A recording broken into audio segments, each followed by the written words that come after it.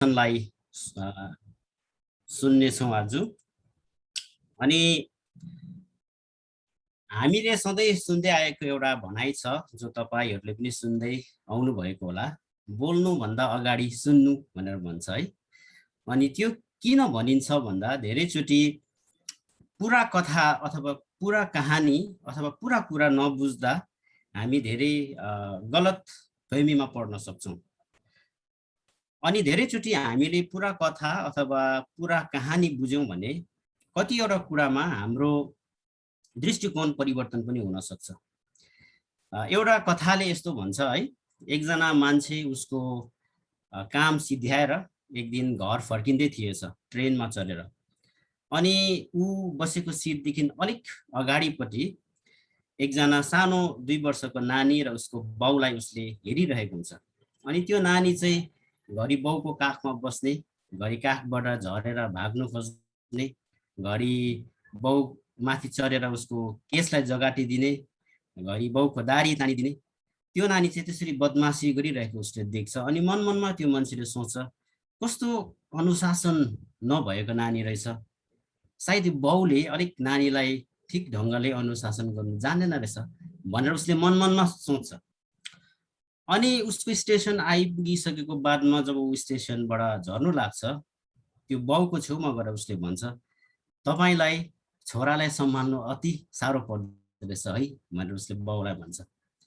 अनि बाउले यसो हेर्छ त्यस मान्छेलाई अनि भन्छ, आज 2 दिन बाद पहिलोचोटि ऊ यसरी हाँसेर खेलिरहेको छ।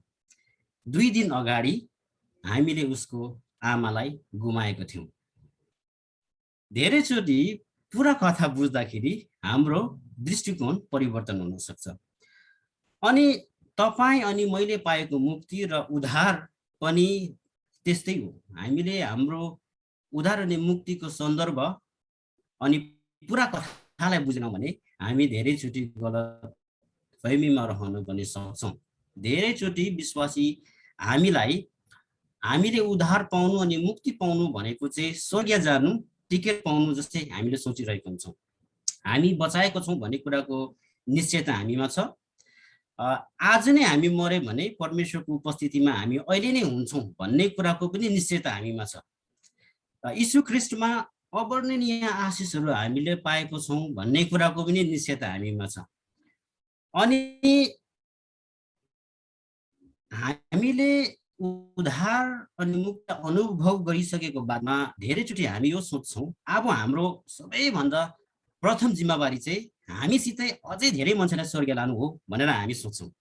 तर हाम्रो उद्धारको कथा चाहिँ हाम्रो मुक्तिको व्यक्तिगत मुक्तिको कथा मात्रै होइन है। हाम्रो उद्धार अनि मुक्तिको कथा चाहिँ राम्रो जीवन जिउनु अथवा सुखदायक जीवन जिउनु, धन सम्पत्ति कमाउनु, सुस्वास्थ्य पाउनु, त्यो मात्र त झन् हुँदै होइन है। तपाईँ अनि मेरो उद्धार अनि मुक्तिको कथा चाहिँ वास्तविकतामा परमेश्वरले रचनु भएको महान कथाको एउटा सानो भाग मात्रै हो, सानो पाठ मात्रै हो। अनि परमेश्वरले रच्नु भएको यो महान कथा चाहिँ के हो त, यो ठुलो कथा चाहिँ के हो त, पुरा कथा चाहिँ के हो त भन्ने कुरा चाहिँ आज अलिकति हामी हेर्नेछौँ। अनि यसलाई हामी 4 भाग गरेर हेर्नेछौँ। परमेश्वरले रचनु भएको त्यो पुरा कथा अथवा त्यो महान कथाको पहिलो भाग चाहिँ हो सृष्टि है। तपाईहरुको बाइबल उत्पत्ति 1 को 26, 27 अनि 28 खोल्न सक्नुहुन्छ। Genesis chapter 1 verse 26, 27, 28। हामीले यो सधैँ नै हेरिरहेको, पढिरहेको अनि एकदमै फेमिलियर वर्स यो हो है। हामी यहाँनिर के पाउँछौँ भन्दा सबैभन्दा प्रथम कुरा हामी 3टा कुरा हेर्नेछौँ। एउटा कुरा के हो भन्दाखेरि फर्स्ट, परमेश्वरले हामीलाई उहाँको स्वरूपमा सृष्टि गर्नुभयो। दोस्रो कुरा, उहाँले हामीलाई सृष्टि गरिसकेको बादमा उहाँले सृष्टि गर्नुभएको हरेक कुरामाथि अधिकार गर्ने क्षमता दिनुभयो। तेस्रो कुरा, आदम अनि हवालाई परमेश्वरले फरिफाप हुनु, वृद्धि हुनु, पृथ्वीलाई भर्नु अनि त्यसमाथि राज गर्नु भनेर चाहिँ उहाँले आज्ञा दिनुभयो। अब उहाँको स्वरूपमा सृष्टि हुनु भन्ने कुरा चाहिँ के हो त? अनि यसलाई धेरैवटा कुरामा बुझ्न सकिन्छ। बाइबलको स्कलर्सहरूले विशेष गरिकन 3टा कुरा हामी बुझ्न सकिन्छौँ भनेर भन्छ। अङ्ग्रेजीमा भन्नु पर्यो भने मेन्टल, मोरल अनि सोसियल नेचर भन्छ है। हामी सोच्न सक्छौँ, जस्तो कि हामीले विचार गर्न सक्छौँ, मानिस जातिले आविष्कार गर्छ, मानिस जातिले अरू सृष्टिका सृजना गरेका थोकहरू हामीले हेऱ्यौँ भने त्योभन्दा अलिक माथि उच्च लेभलमा सोच्न सक्छ। दोस्रो कुरा, मान्छे जति पनि अनपढ किन नहोस्, जति पनि पापले भरेको जीवन उसले किन नजिएको होस्, ऊ भित्र नैतिकताको कुनै न कुनै सानो छिटका भए पनि हुन्छ। गलत के हो सही के हो भन्ने कुरा कता न कता उसलाई सबै कुरा थाहा नभए पनि अलिअलि चाहिँ थाहा हुन्छ। अनि तेस्रो कुरा, हामी एक्लै बस्न सक्दैनौँ, हामी समाजमा बस्न चाहन्छौँ, एक अर्कासँग वार्तालाप गर्न चाहन्छौँ, हामी एक अर्कालाई बुझ्न चाहन्छौँ, यहाँसम्म कि आत्मिक तौरमा हामीलाई सृष्टि गर्ने परमेश्वर को हो भन्ने कुराको खोजी पनि गर्ने मानिस जातिमा क्षमता छ। तर उत्पत्ति 1 को 26, 27, 28 अथवा उत्पत्ति 1 हामीले पुरा रीतिले पढ्यौँ भने एउटा सबैभन्दा महत्त्वपूर्ण कुरा परमेश्वरको स्वरूपमा सृष्टि हुनु भनेको के हो भन्ने कुरा हामीले एउटा इम्पोर्टेन्ट कुरा पनि देख्छौँ। अनि त्यो चाहिँ के हो भन्दा, परमेश्वर उहाँले सृष्टि गर्नुभएको हरेक थोकमाथि राज गर्ने सर्वभौमी परमेश्वर हुनुहुन्छ। हरेक कुरामाथि उहाँले राज गर्नुहुन्छ। अनि हामीलाई, मानिस जातिलाई सृष्टि गरिसकेको बादमा हरेक सृष्टिमाथि राज गर्नुभन्दा परमेश्वरले सृष्टि गरिदिनु भएको कुराहरूमाथि उहाँको प्रतिनिधि भएर राज गर्नु पनि उहाँको एउटा स्वरूप हो, जो हामीमा छ, जो मानिस जातिलाई मात्रै परमेश्वरले दिनुभयो। अब कसैमाथि राज गर्नु अथवा कसैमाथि रुल गर्नु भन्दा धेरैचोटि हामी लाई एकदमै नकारात्मक ढङ्गले हामी हेर्छौँ। हाम्रो क्रान्तिको कथाहरू त्यस्तैबाट सुरु हुन्छ। कसैले हामीमाथि राज गरेको हामी देख्न सक्दैन अथवा देख्न चाहँदैनौँ, किनभने पापी मानिसलाई कसैमाथि अधिकार गर्ने शक्ति दियो भने उसले त्यसको दुरुपयोग गर्छ। हाम्रो अनुभव यही छ। एउटा सरकारी ब्याङ्कको सानो पियोनले कतिको धमास लाउँछ हामीलाई थाहा छ है। तर सृष्टिमा जब उत्पत्ति 1 मा हामी हेर्छौँ, परमेश्वरले त्यो आज्ञा दिनुभयो, पाप आएको थिएन। अनि परमेश्वरले सबै कुरा जो सृष्टि गर्नुभएको थियो त्यो अति नै असल थियो। असल भन्नुको मतलब हेर्दा राम्रो अथवा आँखालाई लोभ्याउने होइन, तर हामीले यसलाई ओरिजिनल ल्याङ्ग्वेजमा हेऱ्यौँ भने गुड अथवा असल भनेको चाहिँ फङ्सनल है। जुन उद्देश्यको निम्ति परमेश्वरले सृष्टि गर्नुभयो त्यो उद्देश्य चाहिँ पूर्ण रीतिले एकदमै सिद्ध प्रकारले जब उहाँले सृष्टि गर्नुभएको कुराले पुरा गर्यो तब त्यसलाई चाहिँ असल भनेर परमेश्वरले भन्नुभयो। अनि हामीलाई उहाँले सृष्टि गरेको कुरामाथि राज गर्नु भनेको चाहिँ त्यो जुन फङ्सनल कुरा थियो त्यसलाई चाहिँ, त्यसको क्षमतालाई चाहिँ हाम्रो प्रयोगको निम्ति, हाम्रो बेनिफिटको निम्ति त्यसलाई प्रयोगमा ल्याउनु चाहिँ खास गरी राज गर्नु है। रुल गर्नु भनेको चाहिँ परमेश्वरले सृष्टि गर्नु भएको कुरालाई हाम्रो प्रयोगको निम्ति त्यसको क्षमतालाई चाहिँ प्रयोगमा ल्याउनु। यो हामी उत्पत्ति 1 मा बुझ्छौँ सृष्टिमा। अब तपाईँ अनि मलाई थाहा छ, तर यो पाठमा मात्रै रहेन है। दुःख लाग्दो कुरा, यो कथाले एउटा नयाँ मोड लिन्छ अनि त्यो मोड चाहिँ हो दोस्रो भाग परमेश्वरको कथामा, त्यो चाहिँ हो पतन, जो अङ्ग्रेजीमा फल पनि भनिन्छ। हामी उत्पत्ति 3 मा पुग्दाखेरि त्यहाँनिर दुःखलाग्दो घटना हामी पढ्छौँ। उत्पत्ति 3 को 1 देखि हामी जब सुरु गर्छौँ, शैतानले सबैभन्दा पहिलो कुरा त परमेश्वरको चरित्रमाथि उङ्ली उठाउँछ, परमेश्वरको चरित्रमाथि आक्रमण गर्छ। शैतानले हव्वालाई अनि मानिस जातिलाई सोधेको प्रश्न चाहिँ यही थियो, समरीमा भन्नुपर्दा, के परमेश्वर जतिको म असल छु भनेर उहाँले तिमीहरूको अगाडि प्रस्तुत गरेको छ, साँच्चै नै त्यतिकै उहाँ असल हुनुहुन्छ के त? अथवा उहाँको प्रतिनिधि भएर किन राज गर्ने सृष्टिमाथि, आफै नै तिमी राज गर्न सक्छौ उहाँ बिना नै। अनि उत्पत्ति 3 को 6 र 7 मा पुग्दाखेरि हामी यो पढ्न जान्छौँ कि मानिस जाति फेल खान्छ। हामी शैतानको आदम अनि हवा शैतानको जालमा फस्छ अनि परमेश्वरको वचन चाहिँ काफी छैन, मलाई त्यो भन्दा बेसी केही चाहिन्छ भन्नु खोजेको वास्तविकता मानिस जातिले। अनि परमेश्वरको वचन भन्दा शैतानको झुटमा मानव जातिले चाहिँ विश्वास गरे।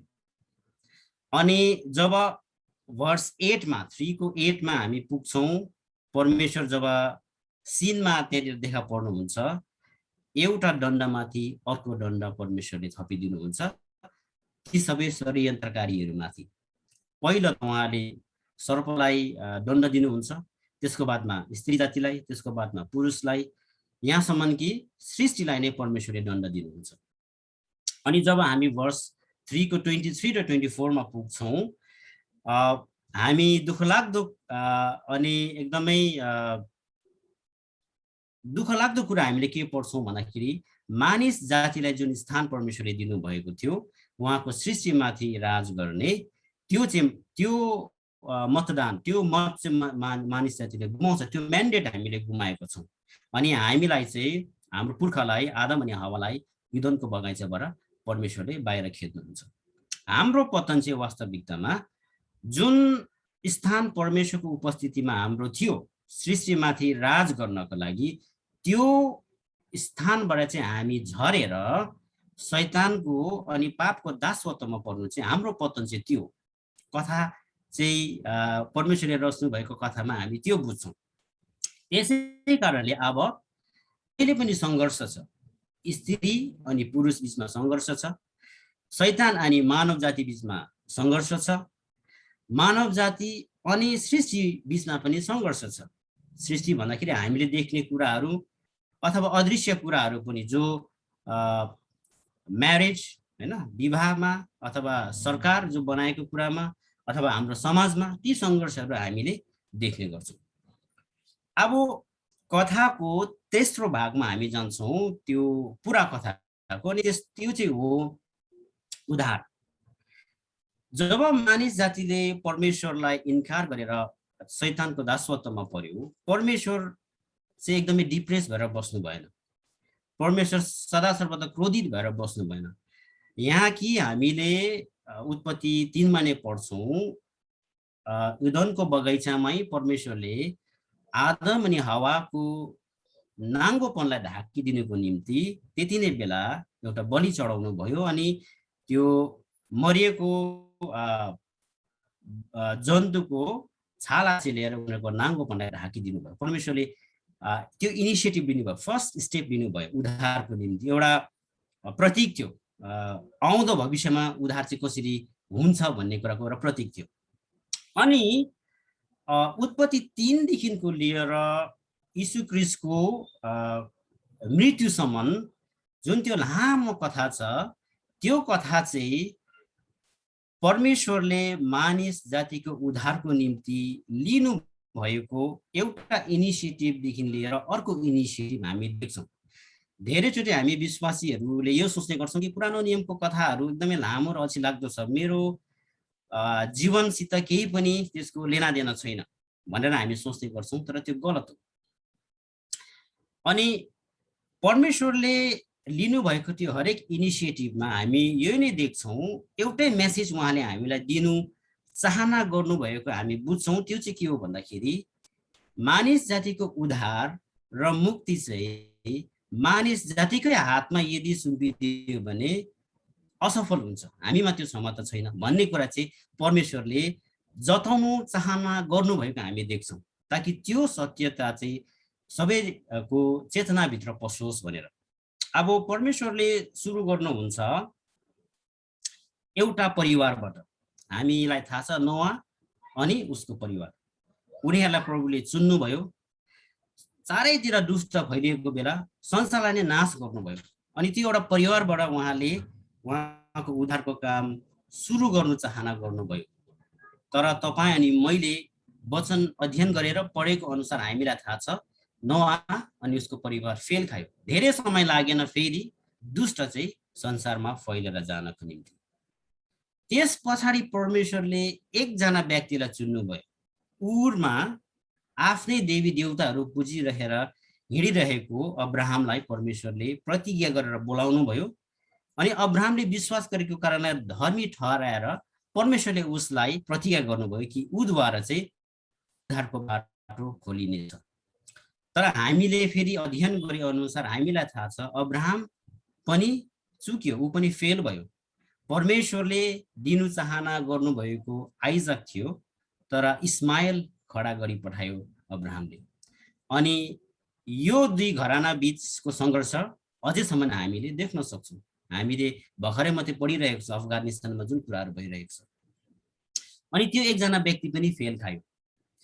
त्यस पछाडि अब्राहम चुके तापनि, अब्राहम फेल भए तापनि, असफल भए तापनि परमेश्वरले अब्राहमलाई दिनुभएको प्रतिज्ञालाई बरकरार राख्दै, त्यसलाई कदर गर्दै अब्राहमद्वारा एउटा राष्ट्रलाई चुन्नुभयो, इजरायल, ताकि यो राष्ट्र चाहिँ अन्य जाति राष्ट्रहरू बीच एउटा उदाहरण बनोस्, कि उद्धार उनीहरूबाट आओस्, कि परमेश्वरको ज्योति चाहिँ उनीहरूले अरू जातिलाई देखाउन सकोस् भनेर परमेश्वरले चुन्नुभयो। यो राष्ट्रलाई परमेश्वरले उहाँको व्यवस्था दिनुभयो ताकि उनीहरूले गलत के हो, सही के हो र परमेश्वर कस्तो हुनुहुन्छ भन्ने कुरा बुझोस् भनेर। यो राष्ट्रलाई उहाँको अगमवक्ताहरू दिनुभयो। उनीहरूले परमेश्वरको वचनलाई बोलिदियो। उनीहरूले त्यो राष्ट्रले गलत गर्दाखेरि त्यहाँनिर उभिएर तिमीले गलत गर्दैछौ भनेर सुधार ल्याउने कामहरू गर्नको निम्ति खडा गर्नुभयो। तर हामीले इजरायलको इतिहास पढेर जाने अनुसार इजरायल पनि असफल बने। एउटा दुष्ट राजादेखि अर्को दुष्ट राजा परमेश्वरको अगमवक्ताहरूलाई मार्ने अनि परमेश्वरले जति पनि उद्धार गरे तापनि उनीहरू अरू देवी देवता पछाडि लाग्ने व्यक्तिहरू बनेको हामी पढ्छौँ। यहाँसम्म कि परमेश्वरले उनीहरूलाई संसारको चारैतिर छरपष्ट पारिदिनु भयो। यो सबै इतिहासको पानाहरू हामीले पढ्दाखेरि हामीले के बुझ्छौँ भन्दाखेरि परमेश्वरले हामीलाई भन्नु चाहेको चाहिँ मानिस जातिको उद्धार मानिसकै हातमा सुम्पिदिए कहिले पनि सफल हुने छैन। परमेश्वर स्वयंलाई हस्तक्षेप गर्नु जरुरी थियो। तसर्थ उहाँले समयमा त्यो हस्तक्षेप गर्नुभयो उहाँको पुत्र पठाएर। अनि त्यो हामी गलाती 4 र 5 मा हामी पढ्नेछौँ। तपाईहरू को बाइबल तपाईले खोल्न सक्नुहुन्छ। गलेसियन्स च्याप्टर 4 अनि 5 मा हामी पढ्छौँ। यसरी लेखिएको छ, जब समय चाहिँ पुरा भयो है, मैले एक्ज्याक्टली मैले पढेको छैन तर कन्टेन्ट पढ्दछु। जब समय पुरा भयो परमेश्वरले आफ्नो पुत्र चाहिँ पठाउनु भयो, जो चाहिँ स्त्रीद्वारा जन्मिएको थियो, जो चाहिँ व्यवस्था अन्तर्गत जन्मिएको थिए, ताकि जो चाहिँ व्यवस्थाको श्रापमा परेको थियो उनीहरूले चाहिँ उद्धार पाउन सकोस् अनि परमेश्वरको सन्तान हुन सकोस् भनेर चाहिँ परमेश्वरले उहाँको पुत्र पठाउनु भयो, इतिहासमा हस्तक्षेप गर्नुभयो। यहाँनिर हामीले 3-4 कुरा हेर्नेछौँ। पहिलो कुरा, परमेश्वरले पर्खनु भयो सही समयको निम्ति। यीशु ख्रीष्ट जब जन्मियो ऐतिहासिक तौरमा ठिक समयमा जन्मिनु भयो। भूगोलको हिसाबमा हेर्यौँ भने ठिक जग्गामा जन्मिनु भयो। पारिवारिक दृष्टिकोणबाट हेर्यौँ भने ठिक परिवारमा पनि जन्मिनु भयो उहाँको इच्छा अनुसार।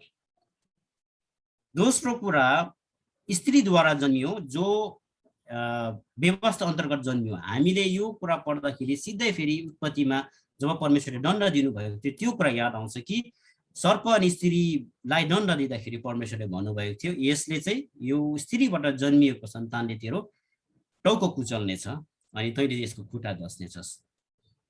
त्यो कुरा त्यहाँनिर कुरा भएको हामी देख्छौँ। तेस्रो कुरा हामी देख्छौँ, जब हामीले परमेश्वरको वचनलाई इन्कार गरेर पुर्खले आदमले परमेश्वरको वचनलाई इन्कार गरेर शैतानको वचन सुने, त्यो दासत्वमा परेको कुराबाट परमेश्वरलाई निकाल्नु थियो। तसर्थ व्यवस्था दिँदाखेरि अति नै स्पष्ट छ कि परमेश्वरको पवित्र स्ट्यान्डर्ड चाहिँ कति छ र हामी त्यसमा कहिले पनि पुग्न सक्दैनौँ भन्ने कुरा छ। र व्यवस्था अनुसार पावलले भने चाहिँ हामी चाहिँ वास्तविकतामा मरेतुल्य छौँ, हामी वी डिजर्भ डेट, हामी चाहिँ मृत्युको योग्यको छौँ, त्यसबाट परमेश्वरले हामीलाई निकाल्नु थियो। र हाम्रो पतनमा शैतान अनि पापको दासत्वमा हामी पर्यौँ। अब यसबाट निकाल्नु थियो हामीलाई, मूल तिर्नु पर्ने थियो, अनि यीशु ख्रीष्टले उहाँको रगत बगाएर चाहिँ हाम्रो प्राइसलाई चाहिँ तिरेर चाहिँ हामीलाई किन्नुभयो। रोमी 5:19 भन्दछ, जसरी एकजना मान्छेको अनाज्ञाकारीद्वारा सबैजना पापी भयो, त्यसरी नै एकजना मान्छेको आज्ञाकारीद्वारा सबैजना धर्मी ठहरिएको छ। कोलोसी 1:13 छ,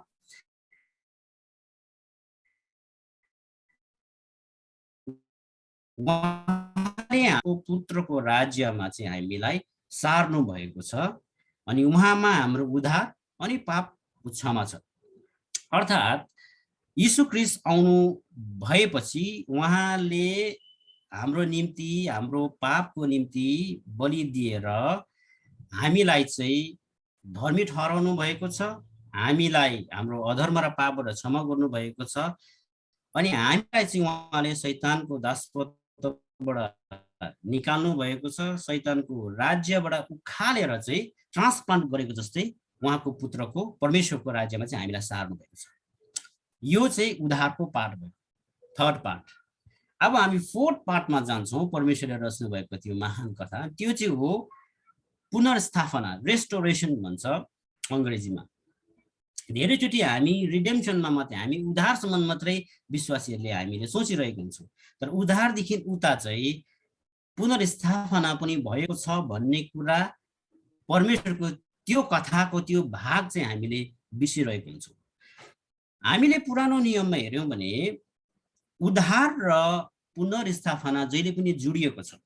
जसरी लेवीको पुस्तक हामीले पढ्यौँ भने व्यवस्थामा परमेश्वरले भने अनुसार कुनै पनि इजरायली ऊ दासत्वमा परेको छ भने, गरिबीमा परेर दासत्वमा परेको छ भने, अथवा उसको सम्पत्तिहरू गिरवी राखेर उसले फेरि त्यसलाई छुडाउनु सकेको छैन, कसैले त्यसलाई हात पारेको छ भने चाहिँ सबैभन्दा नजिकको उसको आफन्त को छ, उसको जिम्मेवारी चाहिँ त्यो दासत्वबाट निकाल्नका लागि, उसको सम्पत्तिलाई छुडाउनका लागि जिम्मेवारी चाहिँ उसको बन्थ्यो। परमेश्वरले त्यो आज्ञा दिनुभएको थियो। यहाँसम्म कि जब 7 वर्षको 7 सबात चाहिँ पुरा हुन्थ्यो, अथवा 49 इयर्स कम्प्लिट हुँदाखेरि लेभिटिकस 25को 8 to 23 हामी पढ्दाखेरि परमेश्वरले एउटा व्यवस्था दिनुभयो। 50वां वर्षलाई चाहिँ छुटकाराको वर्ष भनेर मनाउँथ्यो, द इयर अफ जुबिली भन्छ अङ्ग्रेजीमा। अनि छुटकाराको वर्षमा चाहिँ विशेष गरिकन फेरि पुनर्स्थापना हुन्थ्यो, अर्थात् त्यो वर्ष चाहिँ यदि कसै दासत्वमा परेको छ भने उसलाई छुडाउनै पर्थ्यो, दाम नतिरी पनि छुडाउनै पर्थ्यो। कसैको सम्पत्ति हात फेला परेको छ भने फेरि त्यो मान्छेलाई दिनु पर्थ्यो, फेरि पुनर्स्थापना हुन्थ्यो। अर्थात् परमेश्वरको इच्छा अनुसार छुटकारा र पुनर्स्थापना चाहिँ जोडिएको छ। अब प्रश्न यो आउँछ, तपाईँ अनि मेरो उद्धार भएको छ भने, तपाईँ र मेरो छुटकारा भएको छ भने कुन चाहिँ कुराको निम्ति चाहिँ परमेश्वरले हामीलाई अथवा कुन स्थानमा चाहिँ पुनर्स्थापना गरेको छ त? अनि उत्तर चाहिँ यो हो, हामी पतन हुनुभन्दा अगाडि परमेश्वरले सृष्टिमा उहाँको प्रतिनिधि भएर सृष्टिलाई राज गर्ने स्थान जुन दिनुभएको थियो, त्यही स्थानमा चाहिँ वास्तविकतामा हरेक उद्धार पाएको विश्वासीलाई परमेश्वरले पुनर्स्थापना गर्नुभएको छ। धेरैचोटि हामी यो बिर्सिन्छौँ। तपाईँ अनि मेरो मुक्तिको कथा चाहिँ हामी स्वर्ग जानु मात्रै होइन, यो पृथ्वीमा बसुन्जेल सृष्टिमाथि उहाँको प्रतिनिधि भएर हामीले उहाँको हितमा राज गर्नुपर्छ। अब यो राज चाहिँ कसरी गर्ने त? हातमा तलवार बोकेर, एक हातमा बाइबल बोकेर कुन चाहिँ तँलाई चाहिन्छ भनेर हुँदैन, न त नारा लगाएर नै हुन्छ। यसको सुरुवात चाहिँ जस्तो हामीले रोमी 8:29 पढ्छौँ, परमेश्वरको इच्छा चाहिँ यो थियो, उद्धार पाएकोहरू दिन प्रतिदिन उहाँको पुत्रको रूपमा चाहिँ स्वरूपमा चाहिँ ढाँचिनु पर्ने। अथवा तपाईँ अनि मेरो जिम्मेवारी हरेक दिन र तपाईँ अनि मेरो मनमा हरेक दिन प्रश्न यही हुनु पर्यो, आज के म येशू ख्रीष्ट जस्तै भएर जिउन सके कि सकिनँ। व्यक्तिगत रूपमा मेरो जीवन मैले परमेश्वरको पुत्रको स्वरूपमा ढाँचेर जिउन सके कि सकेन। मेरो आत्मिक वृद्धि एक दिन अझै एक कदम अघि बढ्यो कि बढेन। त्यो हो सबैभन्दा प्रथम हामीले जानुपर्ने कुरा। हामीले यीशु ख्रीष्ट जस्तै भएर जिउनुपर्छ। दोस्रो कुरा, एफिसी 2 को 8 र 9 जब हामी अध्ययन गर्छौँ, तपाईँ अनि मलाई थाहा छ, मुक्ति अनि उद्धार हामीले आफ्नो कर्मद्वारा पाएको होइन, परमेश्वरले दिनुभएको वरदान हो, सित्तैमा हामीले पाएको। तर एफिसी 2 को 8, 9 को बादमा 10 आउँछ।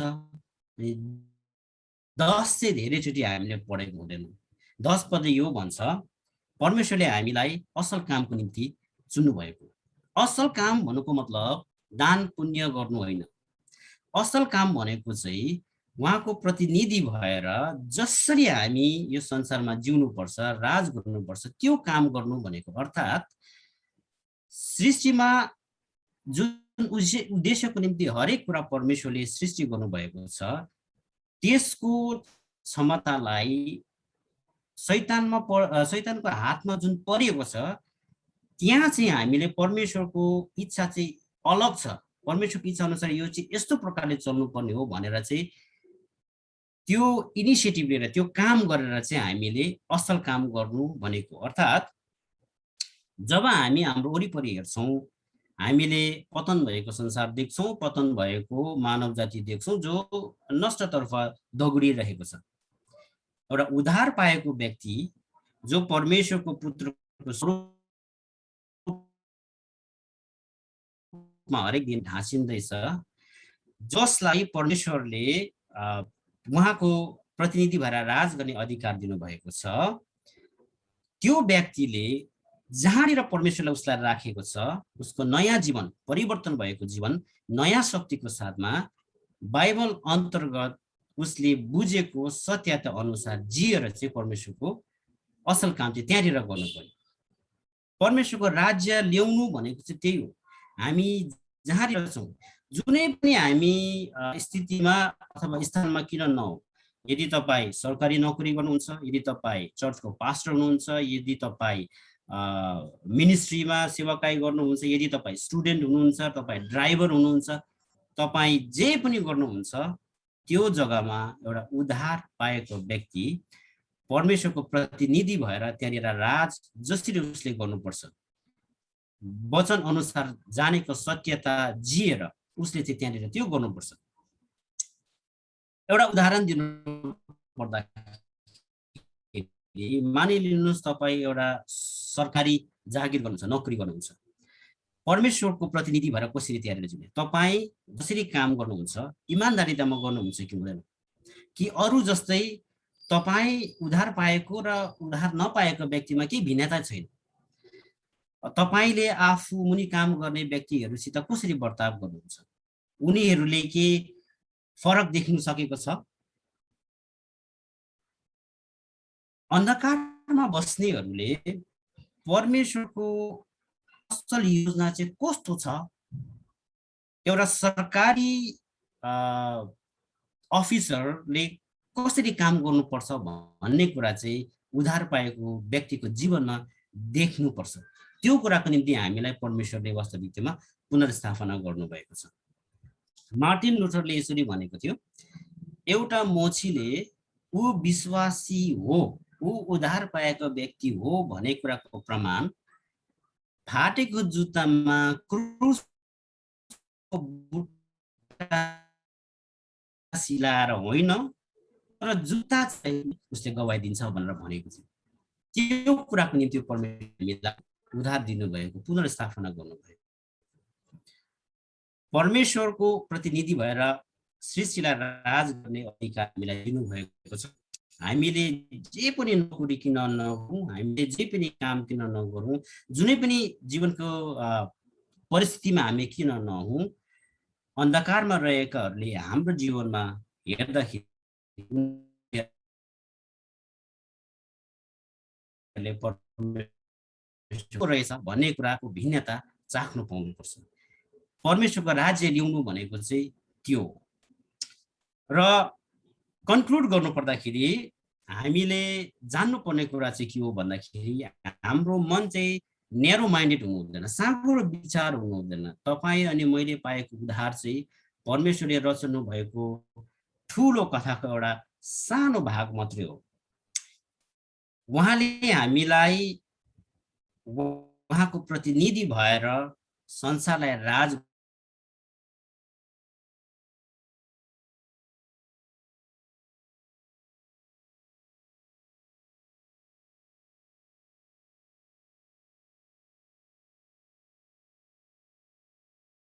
यो हामीलाई जनाउनु भयो कि उद्धार हामी आफै गर्न सक्दैनौँ, हामी असफल हुन्छौँ, मानव जाति असफल हुन्छ। तसर्थ उहाँ आफैले हस्तक्षेप गरेर हामीलाई उद्धार गर्नुभयो। अनि उद्धार गरिसकेको बादमा फेरि त्यो सृष्टि अति नै बहुमूल्य छ। हाम्रो जीवन हामीले आउनुहोस् हामी प्रार्थना गरौँ। प्रभु, हामी तपाईँलाई धन्यवाद दिन्छौँ। तपाईँको योजना कति महान छ। हामी धेरैचोटि सानो सोच्छौँ, तर तपाईँ परमेश्वरको योजना अनुसार, तपाईँले रचना भएको कथा अनुसार हामीलाई साँच्चै नै कति ठुलो स्थान तपाईँले दिनुभएको छ, कति ठुलो जिम्मेवारी हामीलाई दिनुभएको छ।